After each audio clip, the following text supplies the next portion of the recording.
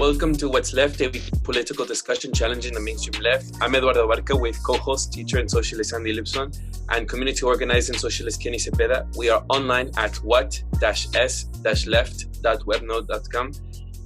Today we will be discussing what is in the air, the smoke, the fires of California, the USA, in the country right now we're experiencing, and maybe if we pan out as well, the fires that are elsewhere in the globe, if we get there.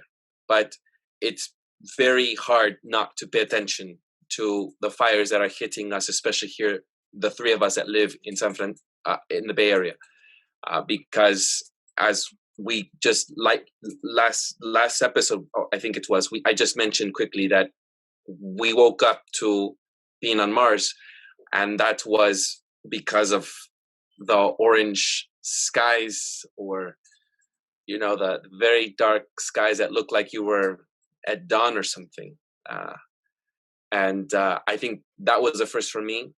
I'm not sure if any of you want to share your experience because of last week. I can start. So I usually wake up at around 7 a.m, and so that day, I don't remember the exact date. Do you have that? Wednesday, the 9th. All right. Well, I remember waking up that day and looking at the clock. Well, kind of looking at the clock and seeing that it was dark. It didn't register. Then I go outside and someone is in the bathroom. One of the, in our household, someone gets up early in the morning and showers. So I was all right. I just woke up early. And I take a second look at my phone, and it's 10:20 in the morning, and we usually wake up at 7, because of the sun. I don't have curtains. And I look outside, I take a second look at my computer, look at the iPad. My brother walks in. He's also surprised. And sure enough, it is 10:20, and it's completely dark. And like, just like you said, Eduardo, I felt like I was in Mars.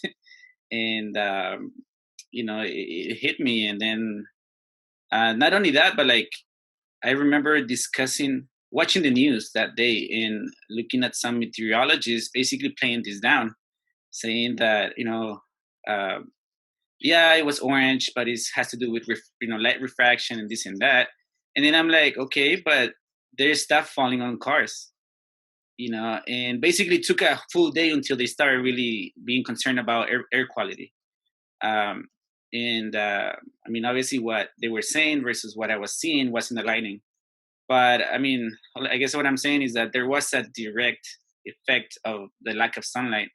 And I thought of the dinosaurs. I was like thinking this is how they probably felt, very confused. Yeah. I get up at 6 a.m, and usually it's kind of pretty dark. And then I'm not doing my logging on to school until 8. So from 6 to 8, usually it gets brighter, and it was weird how it wasn't getting brighter. And then I just noticed that red hue. We have already seen in earlier days that the sun, is not red or orange right at the sunset or sunrise, but it's red like 20 degrees into the sky, or even 30 degrees into the sky, which there's a reason for that if we want to get into that, it's related to the reason for the red sky. But it was pretty strange, the overall darkness and the red hue, like you said. It was almost like it reminded me of Joss Whedon's Justice League lame-ass movie that had a red hue to it the whole time. Me and Brandy were going to Target that day.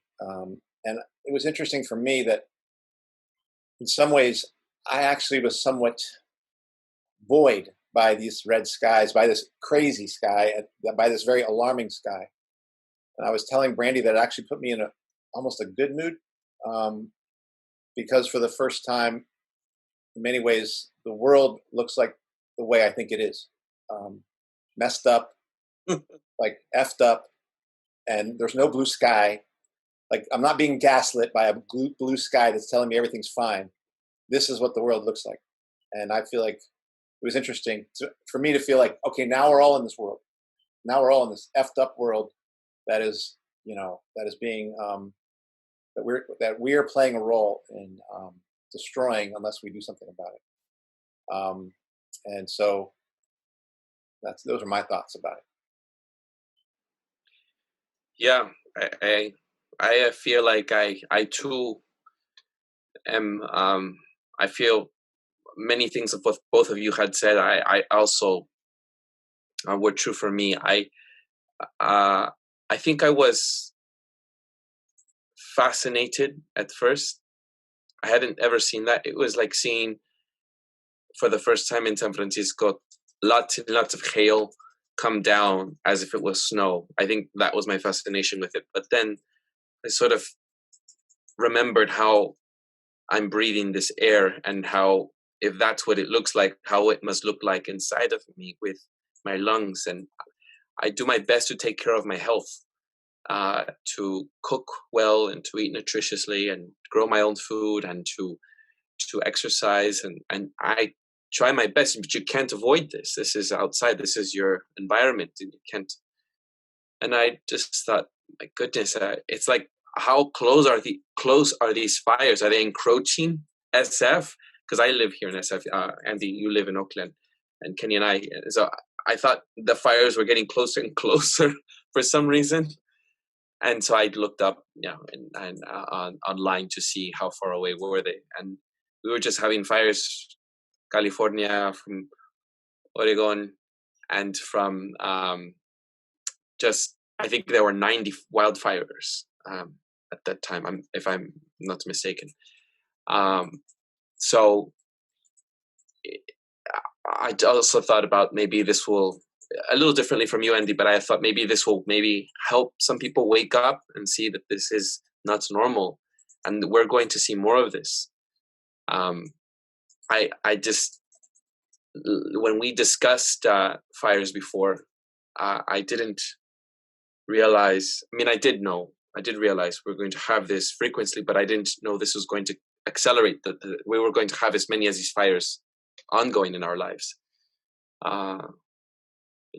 Anyhow, it's a sad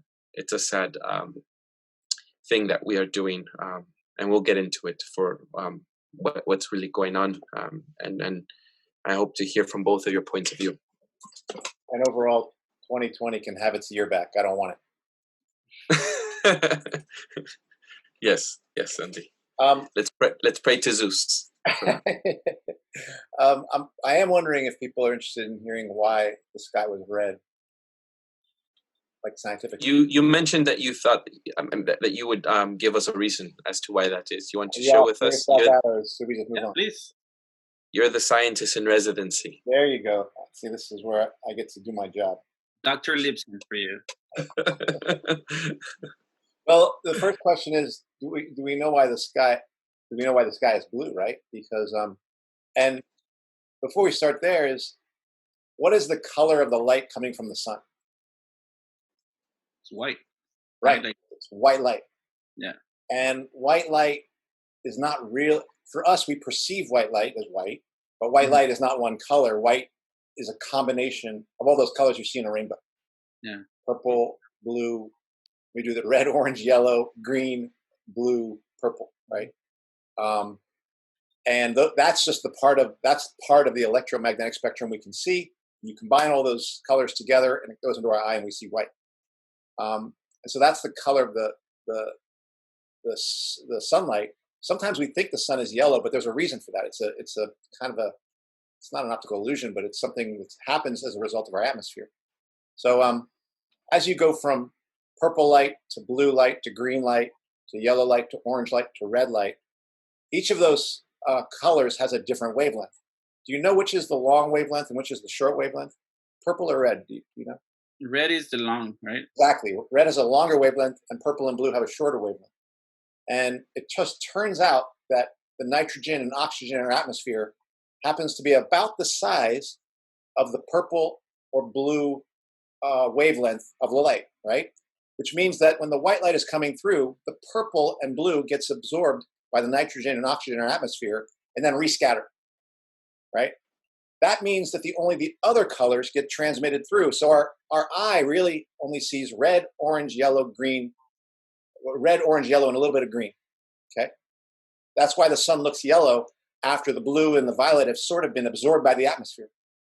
Because if you put red, red and green together as light, that produces the color yellow as our eye. So the sun, that transmitted light that comes through the atmosphere looks yellow, so our sun kind of looks yellow to us, and the rest of the sky is blue. It should look purple or purplish, but our eye is not as sensitive or not as good at responding to purple, so it looks blue to us. Well, now there's new particles in the air, right? During this fires and all that kind of stuff, and they're bigger particles, correct? And those particles are roughly the size of the red wavelength and the orange wavelength. So instead of the sky now absorbing blue and violet and rescattering it so that we see a blue sky, it's absorbing the red light and the orange light, and we're seeing a red sky. And there's also these bigger particles that are actually absorbing light and just not letting it through, so it looks darker. So it looks kind of like a dark red. So it has to do with these new molecules that are in the sky that are bigger than the nitrogen and oxygen that are. And one of the first one I mentioned, the blue sky, is what's called the Rayleigh effect. And I think this new effect, or this effect that's new for us, it's called the Mi effect or Me effect. But it's the same thing. Particles in the air absorbing certain wavelengths based on the size of the particles that are in the air, and then re-emitting them, and so we see them. I have a question. Why is it that when there are gray skies and the moon is out, the moon looks sort of orangey reddish? Particularly in the horizon, right? Mm-hmm. Because it's going, well, if you think of... This is during the day.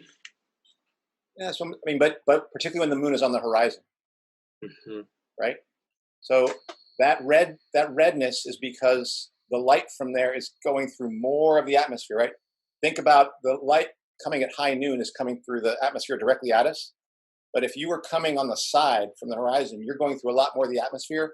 So a lot more of that blue light and violet light and green light is being absorbed, leaving only behind the color red, orange, and yellow. And so generally, things on the horizon, whether it's the moon or whether it's the sun, tend to look, because the transmitted light now has to go through more atmosphere, and then you get blue light, violet light, and green light all absorbed. Is this going too far? Is it a stretch for me to say that should we continuously have these wildfires, we would have our skies blanketed with ashes and we would continue seeing this more? Is it a stretch for me to say that this could potentially affect the way that our plants receive sunlight, the way that they photosynthesize?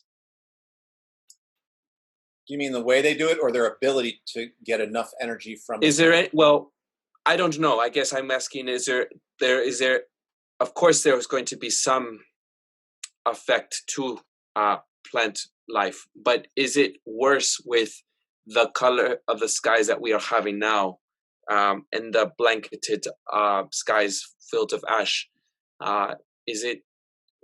How bad is it going to do to our ecology? I guess I'm wondering for my garden, really. Well, I think the amount of sunlight, I don't know if I think the color per se is okay. Ultraviolets might get through. That's a lot of what your plants are responding to.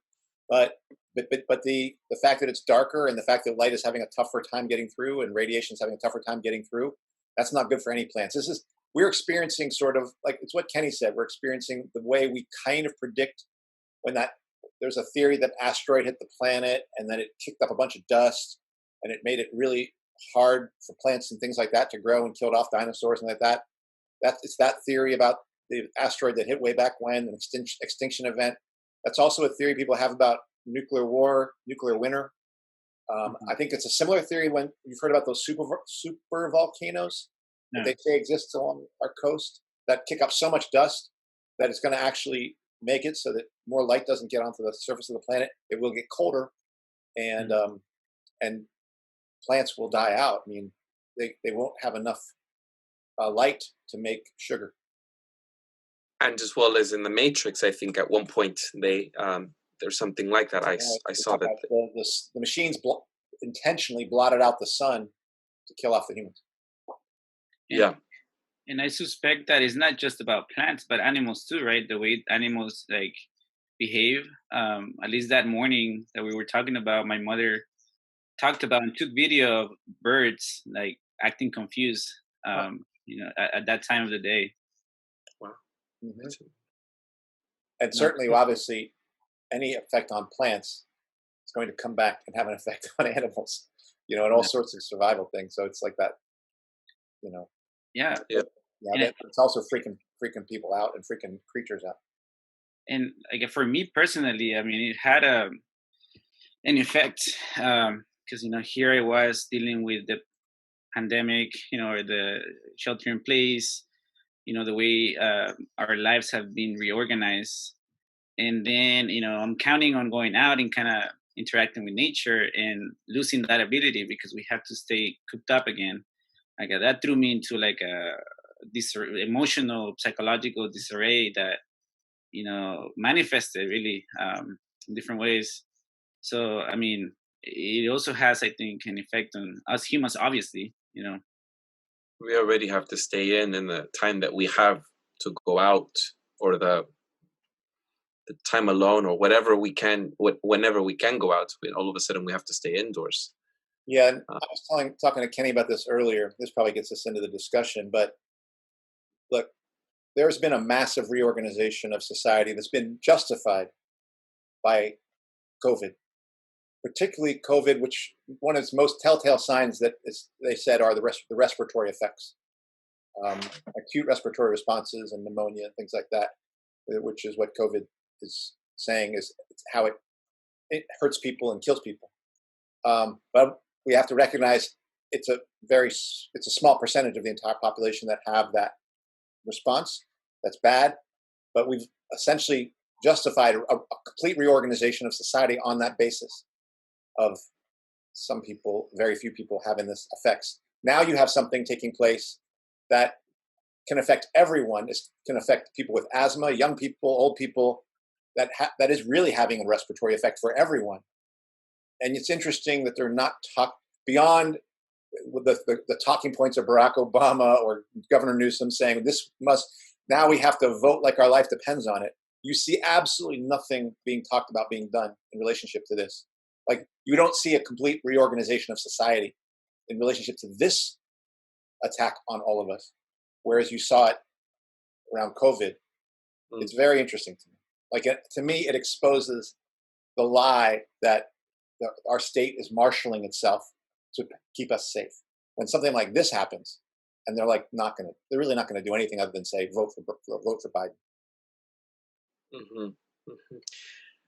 Is it implied in what you're saying, Andy? I suppose I think of it this way, where COVID was used to reorganize the way that we function as society. So we're remote, for example, we're shutting down businesses, we're closing schools, etc. But here we have also the wildfires, and we're not taking drastic actions like asking people maybe not to live in forests, and that isn't. I mean, I don't hear anyone saying. I mean, there are very few people, scientists, mostly say that, but I don't hear it from politicians to tell people we shouldn't do this. We need to reorder things just the way in the similar manner.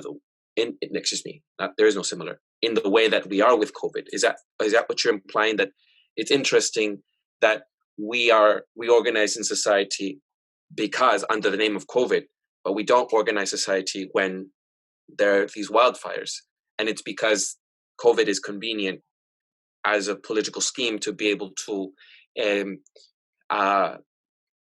accelerate agendas that have been lying about, as we've discussed, right?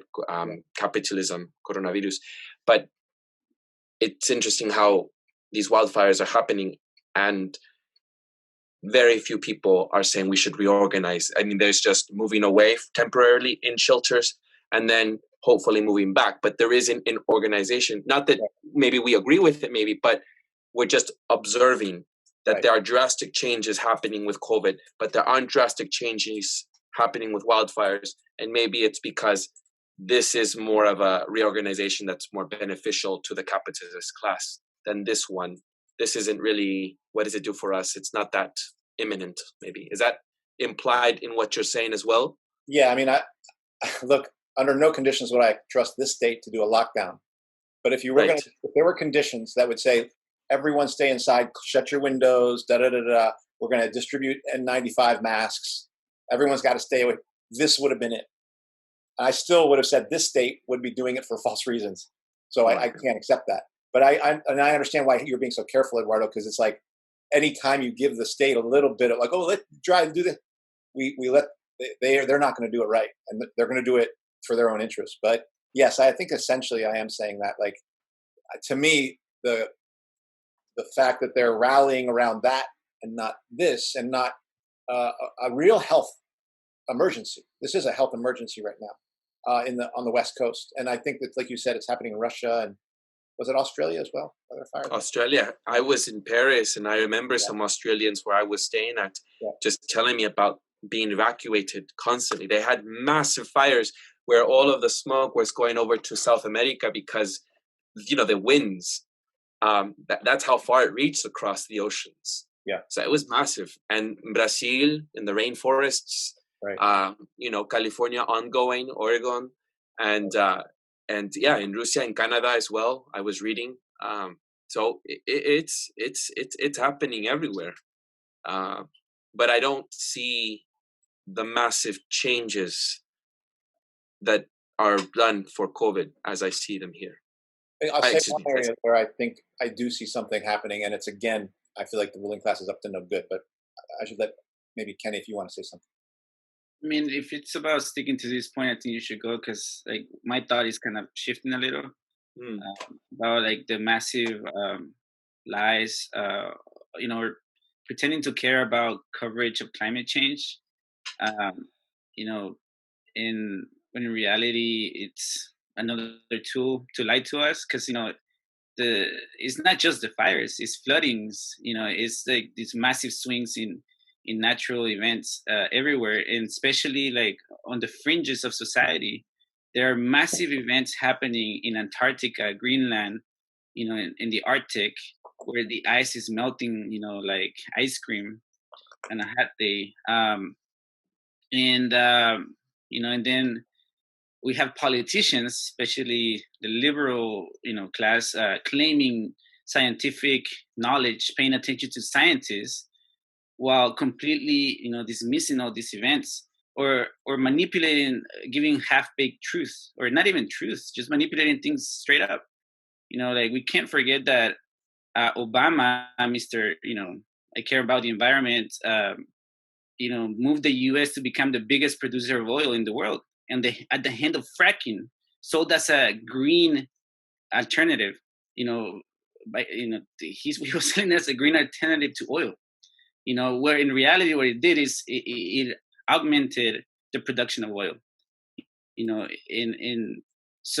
But then, I think at the bottom we have, people being led to believe that the Republicans are the ignorance alone, or the ones that are denying science, when in reality the Democrats are doing it in a different way, but they're also denying science, in presenting these nefarious things as, and we also discussed that movie, and that's another episode, the Planet of the Humans, right, where we talked about green technologies, and really meaning, what they argue in the movie is that a lot of oil companies are behind these green technologies that are not really a silver bullet for, the issues that we're facing.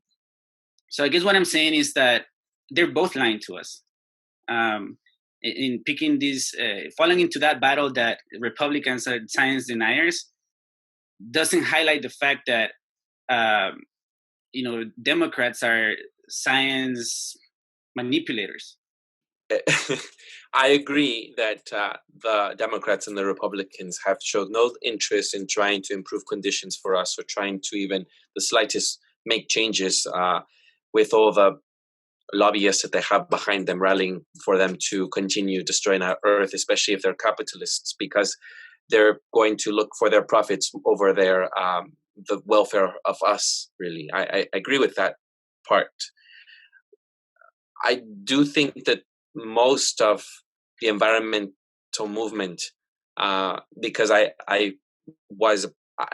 feel I'm a part of it, but at a distance, is large. They're largely in the area of liberals and in progressives. Here's again. I always feel that there are key slight differences, and maybe you both can disagree, but I do feel the Republicans outwardly deny that there's nothing happening, right? And their base rejects any sort of environmental catastrophe.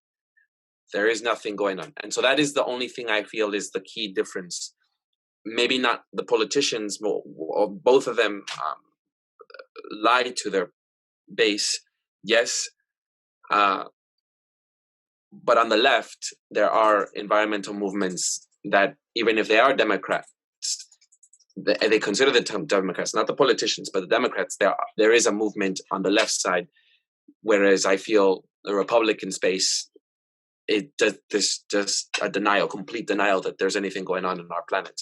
And so where I agree with, even you've said this before, Andy, it echoes what Kenny has said, is that I agree with you that both Democrats and Republicans are in on this together. Yes, I agree with that part. I simply feel, and maybe that's not what you're saying, Kenny, maybe you can tell me, but I feel the base of the Democrats, people who unfortunately believe in the Bidens and the Kamala Harris, they do accept that there is environmental catastrophe, destruction. Yeah. And obviously the Democrats are going to co-opt it, right? And so I think that I'll just comment on that.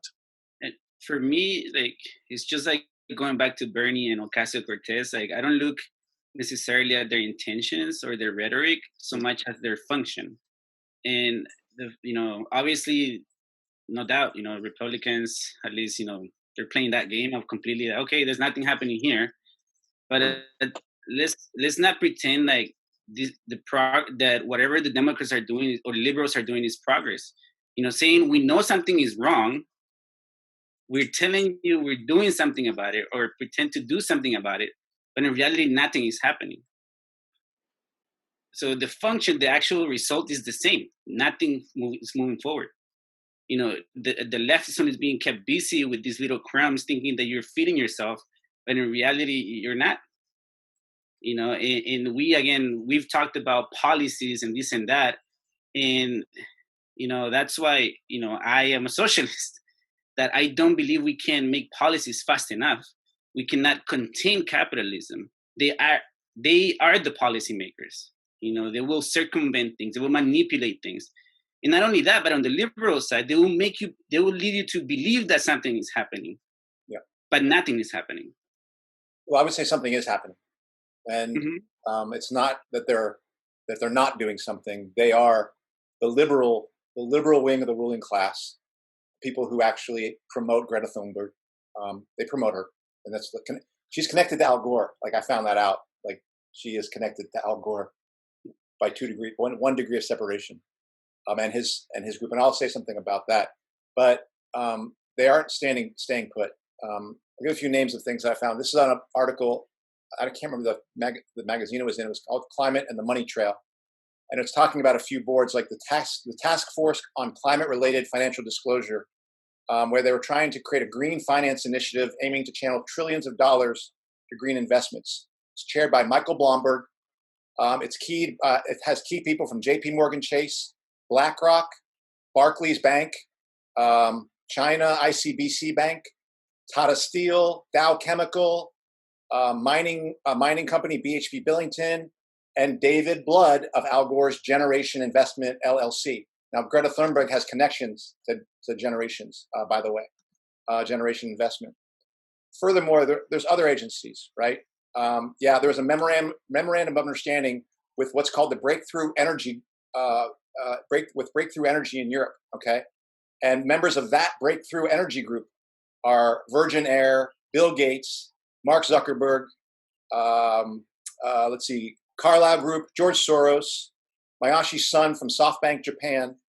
And this guy finishes off, like this is the final paragraph. And I really agree with this. I think of this article, it says, make no mistake, when the most influential multinational corporations, the world's largest institutional investors, including BlackRock, Goldman Sachs, the UN, World Bank, the Bank of England, and other central banks line up behind financing of a so-called green agenda, call it Green New Deal or whatever, it's time to look behind the surface of public climate activist campaigns to the actual agenda. So it's not staying put, folks. There's just in the same way that distance learning is a plan, there is a plan afoot to reorganize the economy and use global warming and global warming catastrophism to make trillions for the big bankers and for the big investors. And that's going to come from the liberal wing. It's not that Trump is opposing that. Because here's the thing, it's like distance learning. Trump says he wants to open up, but he's appointed Betsy DeVos, who's at the head of making distance learning happen. So both parties are trying to do this. The question that both parties are trying to say to the capitalist class, will be more effective at implementing your plan. And that's the difference. Which one will be more influential in screwing the US working class or the working class in their countries? That's the only thing that's up for debate. And that's what they're trying to, that's what this year's election is going to be about, is who is going to do a better job getting those forces to screw us or fuck us over. I actually think the Democrats are going to do a better job fucking us over. So in that regard, I actually almost think of them as the greater evil. But it's not really true. They both represent different challenges. So that's how I would put it. And Greta Thunberg, by the way, is connected to those folks. Anyway. Oh, Andy. I had to get the Greta comment in. That's not the issue. You like this couldn't be a peaceful one time. Let's all go home and sleep. Please well ignore. tonight. I don't care about Greta Thunberg. I care about Barclays. I care about Goldman Sachs. Okay, I can't let things go, man. I got a bad attitude. Okay, let me ask you quickly, because I didn't know that about Greta. So you're saying that she's connected to which? Just so that our audience could look that up for themselves. You're saying she's connected to which? So Greta Thunberg and her friend Jamie Margolin were both part of a youth advisor called a Swedish group called We Don't Have Time NGO, and that group was founded by CEO Ingmar Rentzig. Rentzig is a member of Al Gore's Climate Reality organization leaders, and they're the ones who put those people forward as the face of we have to do something about the climate catastrophe. So it's Al Gore, Rentzig, and Rentzig found these two people and he put them forward. And Rentzig is terrible. Why? Tell us, our audience. He's just a rich MF who's connected to Al Gore for the same reason, like that dude Blood from Goldman Sachs. It's the same. I mean, he's just connected to fossil fuels. Yeah. I mean, connected to. Let's see. Well, he's a Swedish CEO. I'm not sure what he's in the business of. I'm sure he's doing really. Is there any connected to any dirty energy? That I can't say for a fact. But are you saying that people connected to Al Gore are connected to clean energy? I'm not saying. I just want to know what you are. I'm just telling you. I'm just trying to trace back. If you're going to smear someone's name, I'm going to trace back where, because so this CEO isn't connected to anything dirty energy. Well, he's connected to Al Gore, and who's connected to Goldman Sachs. Yeah, that's dirty. Well, like for me, what's at the point of discussion here is whether, I think there is people who believe we can entrepreneur the way out of this, capitalist the way out of this. And to me, of course, I don't believe in that for obvious reasons. The profit motive is really what's causing all these catastrophes. Ultimately, this is about political power. This is about political will as to who dictates, what priorities are in society. And, there's people, basically those people to me are in the field of basically let's keep begging, the ruling class to do something about it. Let's just keep voting in someone, and change it from the top down. Let's just please keep asking for a Hail Mary from the people that have connections. They're making a killing, and they're preparing to make a killing, like literal, figuratively, and literal killing. On the way, to disasters. I understand. I'm just trying to figure out if Andy's going to pull that on me. I really want to know, is that the only connection? That's what I found. That's not my largest point, but I'm just saying that these people are put in front of us for reasons, Eduardo. And as soon as Greta Thunberg starts to threaten the interests of Goldman Sachs and BlackRock, who are ultimately the forces that are in line with Al Gore and his climate reality organization, then she's going to be dropped like a hot potato. I would be disappointed if I knew that Greta was in some way connected to any big money, any dirty energy institutions, NGOs,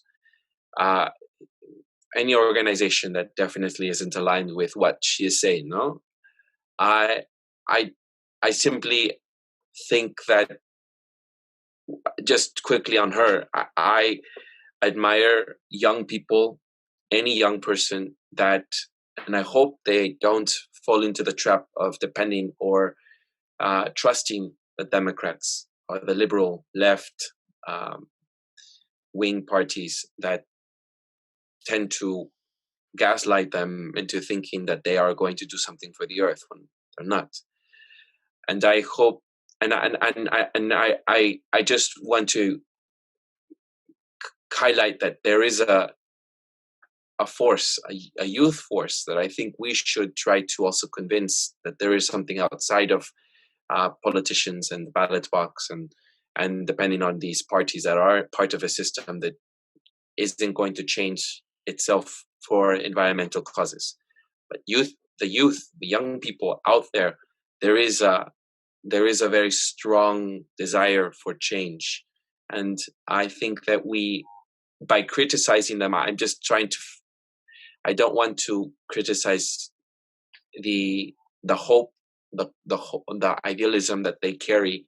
I simply think that they should be given another opportunity to know where they can exert their energy, and hopefully in a socialist cause, in an anarchist cause, outside of this system, anti-capitalist cause. That's all I have to say about that.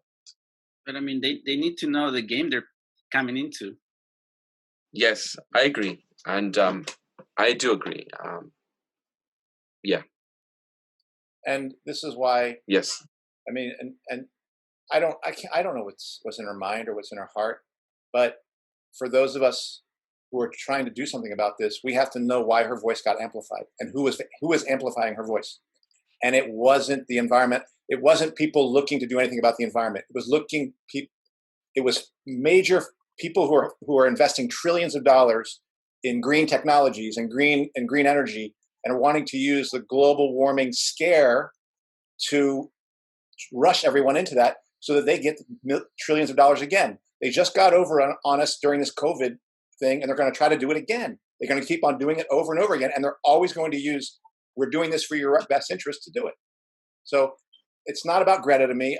I listed off a bunch of things that are far bigger than Greta, far bigger than you, BlackRock, Barclays, oil companies, banks. These are the people. And I know that they are behind this, and I do agree. I wonder what's behind all of these. Sometimes behind some of like 350.org movement, or you have any Green America movement. That's why I have stopped supporting a lot of those, or Sierra Club. I agree. Where I think I just take issue is you seem to think that she's amplified simply. She may be amplified by some of these organizations. I agree, but as if there is some hidden agenda from her specifically, that's the only part I take issue with, because I think she was very admirable by herself on her own, very genuine, interested in about doing something, and she's always been asked, well, what is that doing something? And I don't know, that isn't my job to figure out. I'm just a kid trying to say that this is an issue for me, and I'm disheartened by what's going on in the world. So I do trust her genuine interests. However, she may be misguided. I'm not speaking to that, and maybe she will be. Tons of people are trying to definitely seize the moment or seize her as an icon. But I do think that she is a representative of many young people that do feel disheartened by what's going on. And this is our generation. People are, I was reading some study where people are now beginning to have, young people especially, are beginning to have some anxiety around their future.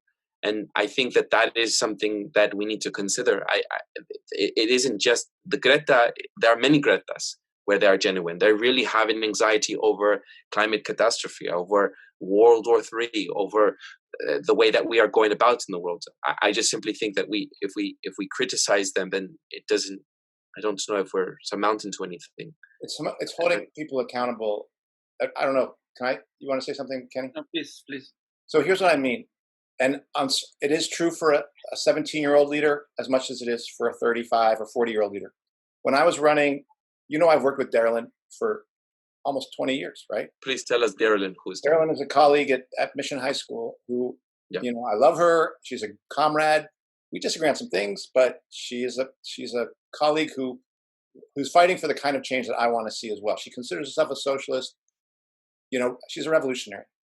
When I was running for vice president, I talked about what we were standing for. Carolyn was quite clear with me. She goes, look, if you get elected and you don't do the things you say, I'm done with you. Like, I'm done with you, dude. And she's absolutely right. Absolutely right to say that. She's not supposed, if I get to a position of being able to make change, she's not supposed to do me a favor. I'm supposed to do something. I'm supposed to build something. I'm supposed to help build the fight. And if I don't, then everyone has to come after me. Everyone who has a conscience, everyone who believes in the cause has to come after me at that point. More than Trump, more than Biden, they have to come after me because I said I stood for something else. So when you try to stand for something and you actually say you stand for something, you have to be held that much more accountable for that thing. The stakes are much higher for revolutionaries and people who say they're trying to make change than these fuckers like Biden and Trump. They don't give a shit. That's what I'm saying. So it is about recognizing when you come into the place of saying to fellow workers and fellow students and fellow everyone, look, I know what you're angry at. I'm going to help you make change. And you're not Biden and you're not Trump. Then there isn't a hundredfold, 1,000-fold greater responsibility to be held accountable. Carolyn was willing to say to me, a person she's known for 17, 18 years, you know what? I'll cut relations with you in a heartbeat if you walk off that line. Do you think she was wrong to say that? She's absolutely right because she knows what pressures I would have been under. And if I did that, she would have to come after me and say, you're a fraud, you're a failure, I can't even believe you. And be like, unless you change course, I'm done with you. And that is the mandate of revolutionary leadership. It has to follow through on what it says it's going to do. It has to be truthful. And if behind me, if I say I'm a revolutionary and behind me is BlackRock, behind me is Goldman Sachs, I mean, I don't know what to tell you, right? Like, then I am doing so much damage to the movement that the best thing a person like you or Kenny could do is expose me as the fraud I am. That's what I'm saying.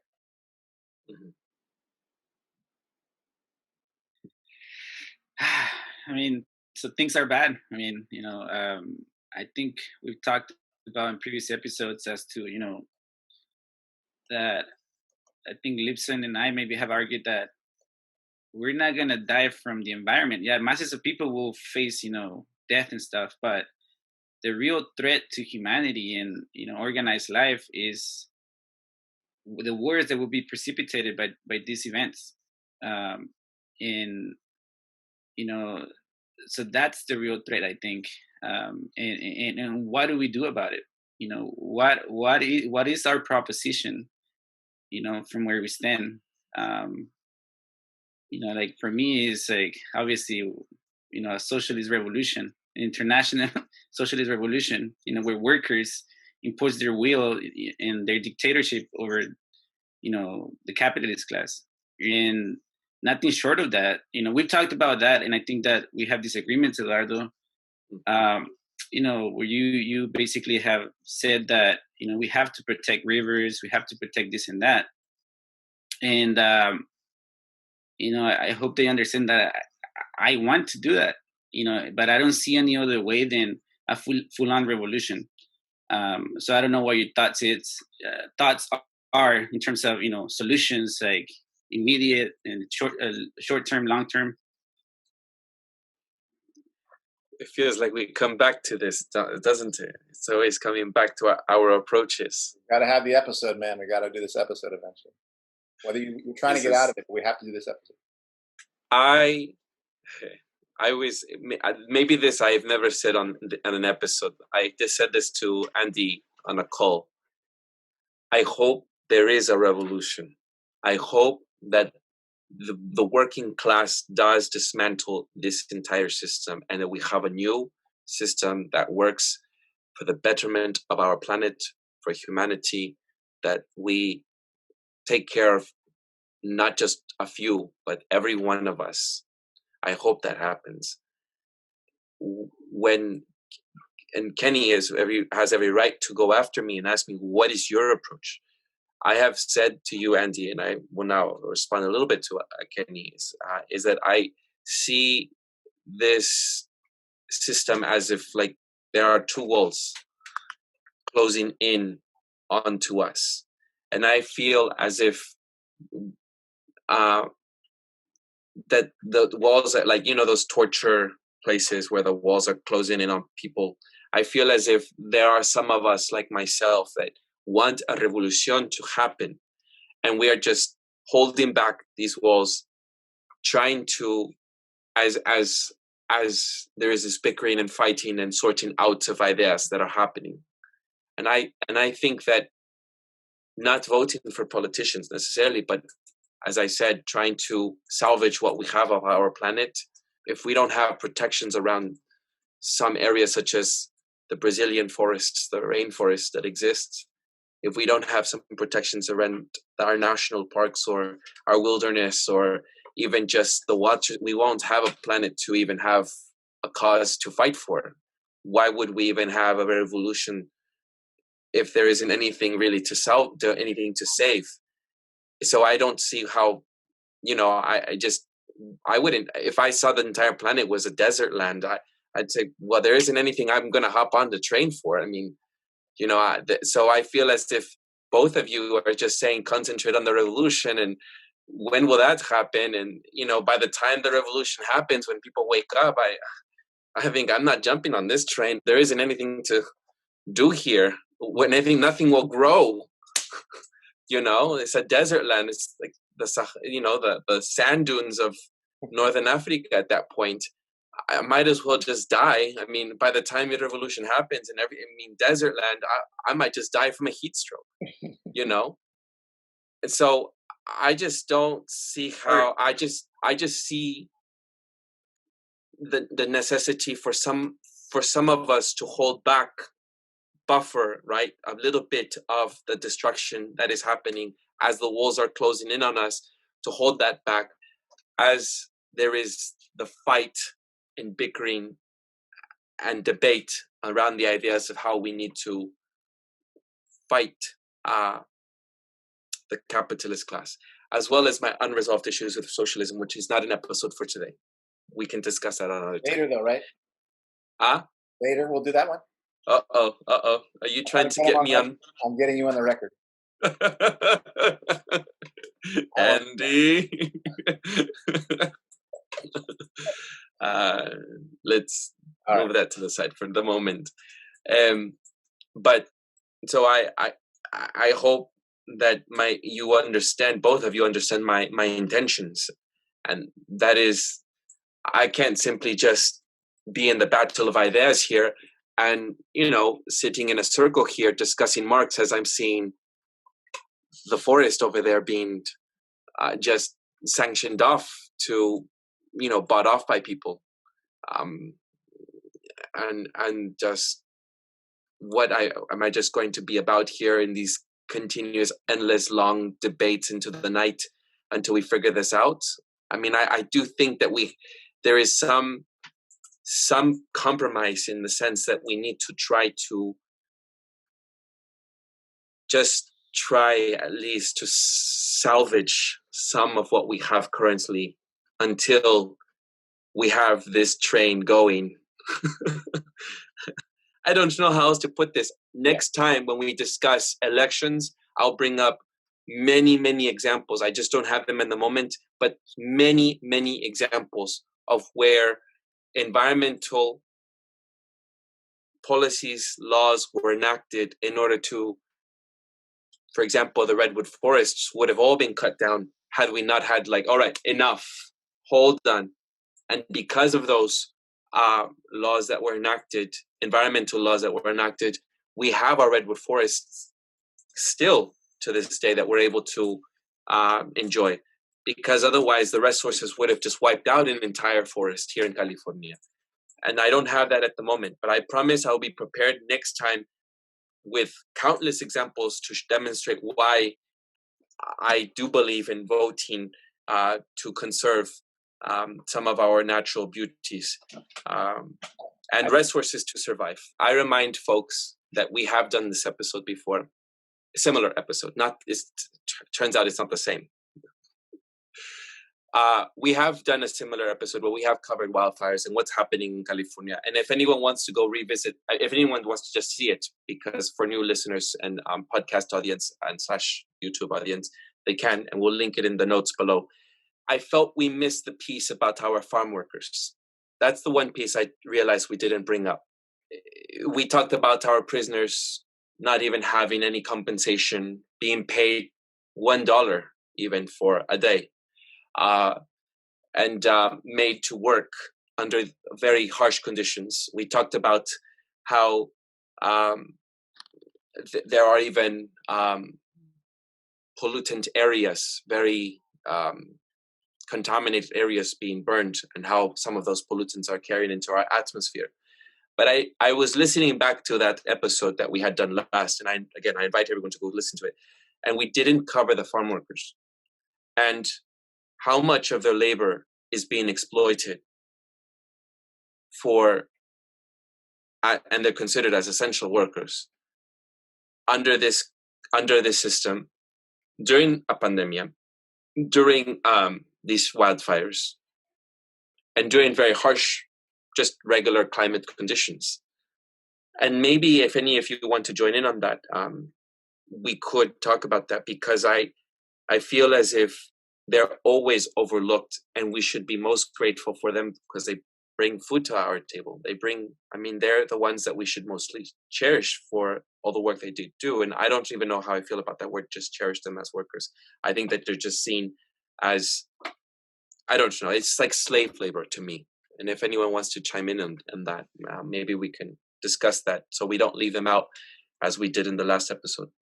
I think everyone who has to work outside, that's something that probably shouldn't be happening. I would say in a social society, we would, if there were fires that were raging like this, which do happen, although in my estimation, a lot of this is due to development and the way that humans have encroached in areas and kept fires from happening, suppressing fires, so that when they happen, they're even worse. That you can create a situation it's not healthy for people to be working. And you'd have to deal with food stocks that we got rid of during a period of COVID, and have another way of dealing with it.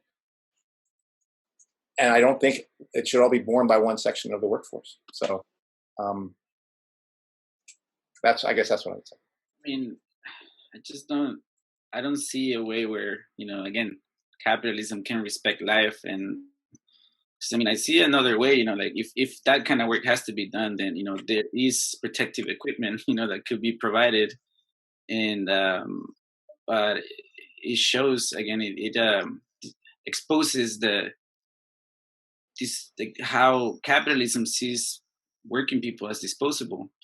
For me, for example, like, I don't even blame my bosses who are like smoke capitalists. Like, I understand, like they're in a precarious situation themselves, but ultimately their job, fundamentally is to make money so that the business survives and, and they make a living. So basically we were being protected for COVID as to have all these precautions, but then this fire happens and we have to serve people outside, or, we have to engage in other, or my mother who's at the hotel, like,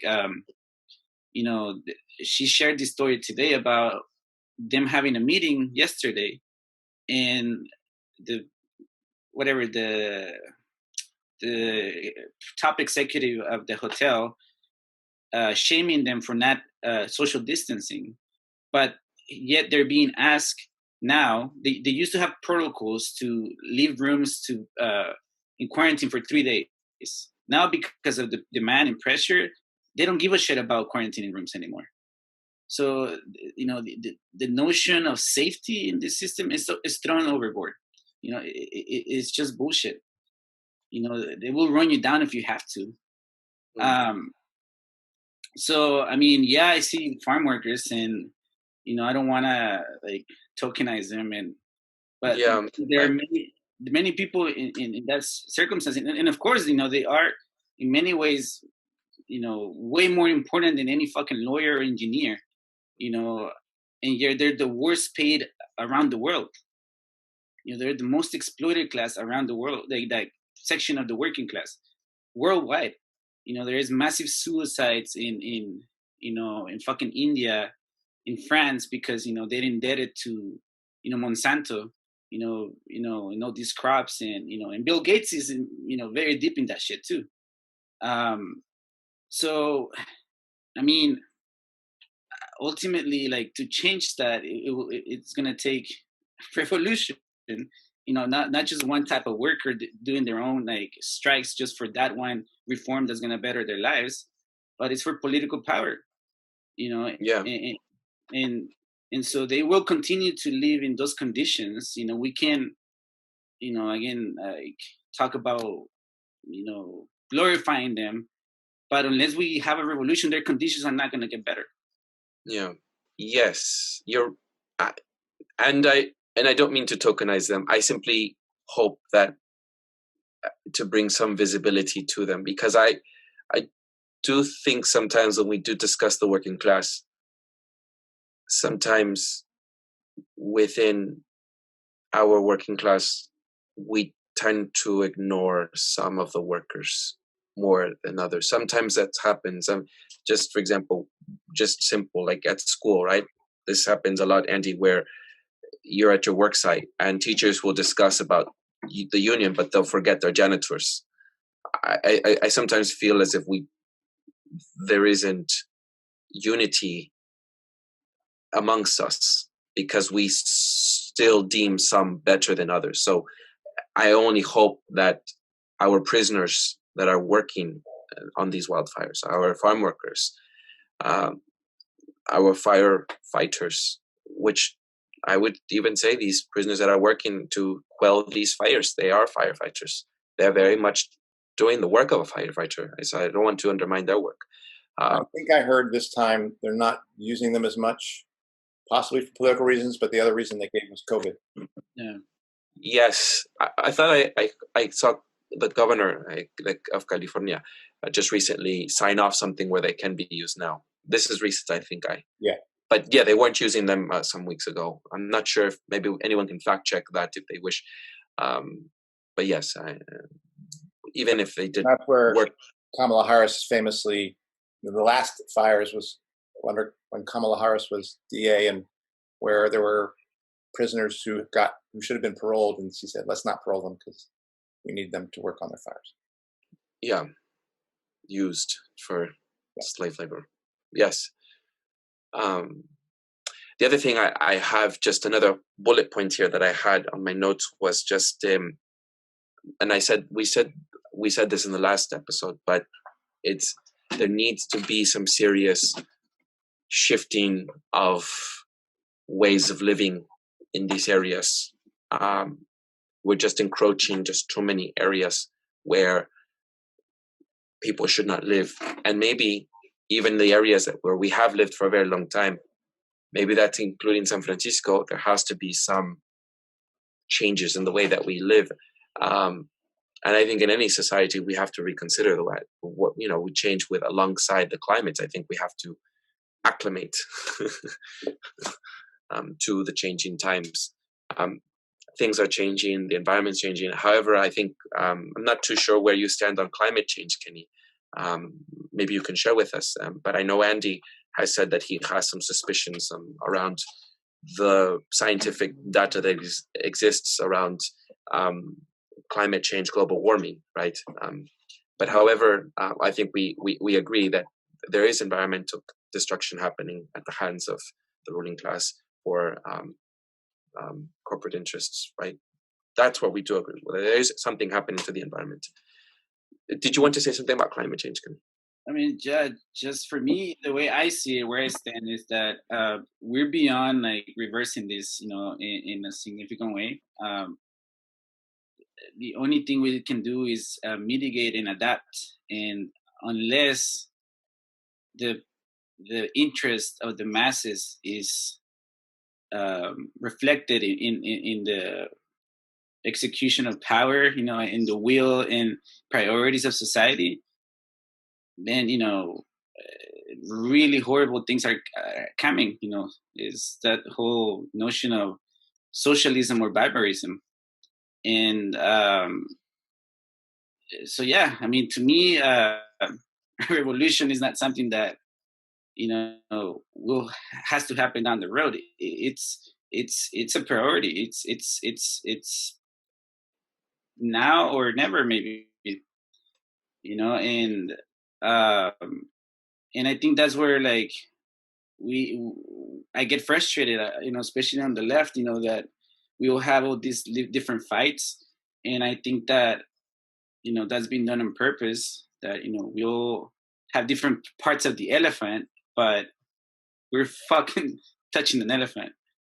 Yeah, that's a good question. That's a good analogy.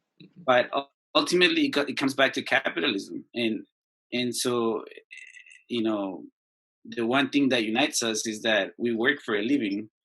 At least most of us. Unless you're living off rent and your investments, you're gonna be screwed. And one thing I would say that this is an area of reading that is new for me, but it's one that was kind of introduced to me by Allison, who was on a previous episode. So I do believe there's development going on out there that people are making money off of, and developers, wealthy landowners, not the wealthiest, not the corporations that I don't really know how they're connected to the people who are building these really nice houses out in the what is it called, the wilderness urban interface, and that a lot of that development is responsible for basically California being like kindling now, because it hasn't allowed for the regular fires to kind of go through, burn it out, stuff like that. They're suppressing those fires to protect property where property shouldn't be. Now, Allison would look at that and say, you know what? I think, I'm not going to speak for Allison, but I think she's directed me towards some things that have talked about people who think that this is a part of a plan to push people into cities for smart cities and things like that, so that there's actually this is going to be the basis of clearing out the rural centers, the rural regions, and pushing people into smart cities for easier surveillance, blah, blah, blah. And those are the same folks who actually think that some of these fires are being started by electromagnetic weapons by the military. Again, I understand why they're saying that. It's not my beat right now, but I just want to say that there are those thoughts out there that you can find that look at this angle on that. Yeah. I mean, like for me, it's not just like trying to read alternative knowledge or analysis on the evidence or whatever. For me, it's also anecdotal. Like coming from Central America, there are massive changes happening. In the so yeah, I mean, that's why I think this is real, you know, and it's coming, and you know, I think we're feeling it, you know, more and more. But yeah, I mean, you know, I'm open to conspiracy theories, I guess. You know, yeah, and there's a saying in Spanish, I guess, like if you think 30, you will find the truth, something like that. Oh. Si piensas sucio, encontrarás la verdad, something like that. But yeah, I mean, I think that, who knows, but again, that's how I come to this conclusion, you know, like, and I think time will tell. But I am concerned, you know, because if we think that, you know, like the rise of nationalism and, you know, these factions is bad right now, wait until, you know, borders are, you know, gonna be overwhelmed, and, you know, it's gonna be like World War Z type of thing, you know, like completely militarized, you know, borders and people fighting each other, and we'll see. I mean, and I think it's very perverse for a ruling class, you know, like that they know what's coming, you know, and yet they're doing this shit with eyes wide open, you know. So I guess the other option we have, if we don't have revolution, is to get a ticket on, you know, one of those Elon Musk rockets to Mars. They're finding life on Venus. And just to throw it out there, you know, like maybe, I don't know if it's relevant to this one, but, you know, something that we don't even consider is that a lot of those things, they're not about fucking life. They're about militarizing space. You know, these projects that Elon Musk and other these fuckers are doing, you know, it's private enterprise to militarize space. Yeah. I agree with that. Yeah. I doubt what a lot of the intentions of it, trying to monopolize space. I guess that's it for me. I don't have my bullet points are done. There wasn't much, and this turned out longer than what. 20-minute episode, man. We did it. Oh, we did it in an hour and 20 minutes. Okay, that does it for this week's episode. What's Left is a weekly political podcast / channel challenging the mainstream left. We post information about our topics and our guests on the episode notes, wherever you found this episode, or on our blog at what-s-left.webnode.com.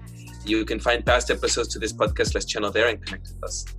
I remind folks, if you like anything that you have heard here, please share your favorite episode, rate, review, and subscribe, and turn on your notifications to have us come up on your feed to any of our 6 platforms on Spotify, iTunes Podcasts, Stitcher, Google Play, Bitchute, or YouTube. If you would like to give us feedback about something you've heard or suggest something for us to cover, connect with us through our blog. I'm Eduardo Barca with the lovely Andy Lipscomb and Kenny Cepeda. Take care and see you all next time. Stay safe, be kind. What are you laughing about, Andy? And fill out your... Happy endings. I love happy endings. Wait, Andy. And fill out your census. Oh, yeah. You have to get one in. Oh, my God. Stay safe, wash your hands. See you all next time before Andy says anything else. Bye.